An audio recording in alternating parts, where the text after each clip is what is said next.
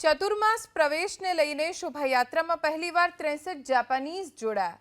અમદાવાદમાં રિલીફ રોડના રતનપોળમાં રાજેન્દ્ર સુરી જૈન જ્ઞાન મંદિરથી શોભાયાત્રા નીકળી, જેમાં જાપાનમાં વિશ્વનું પ્રથમ ગુરુ મંદિર બનાવનાર તુલસીબેનની સાથે જૈન બનેલા 63 શ્રાવક શ્રાવિકાઓ જોડાયા।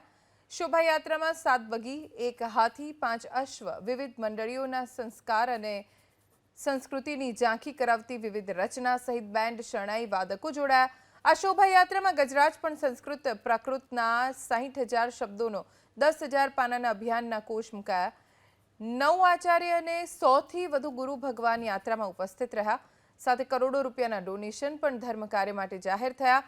આ તરફ મુખ્યમંત્રી ભૂપેન્દ્ર પટેલે રાષ્ટ્રસંત જૈનાચાર્ય પદ્મસાગર સુરેશ્વરજીના આશીર્વાદ મેળવ્યા।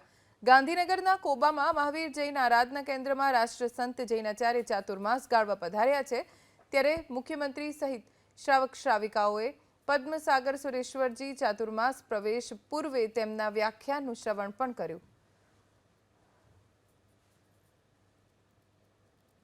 જૈન શાસનની શોભાયાત્રા છે અને ત્રિસ્તુતિક સમુદાયના દાદા ગુરુદેવ રાજેન્દ્ર સુરેશ્વરજી મહારાજ સાહેબના સિદ્ધાંતોને માનવાવાળો આ વર્ગ છે અને સમસ્ત રાજનગરના 30,000 ત્રિસ્તુતિકોનો સામૂહિક આ શોભાયાત્રા છે। આની અંદર જાપાનથી જે 5500 ગુરુ ભક્તો પેટે 63થી વધુ ગુરુ ભક્તો અમદાવાદમાં એમનું આગમન થઈ ચૂક્યું છે અને સાથે ગુરુ ભક્તો જાપાનમાં શોભાયાત્રામાં પધાર્યા છે।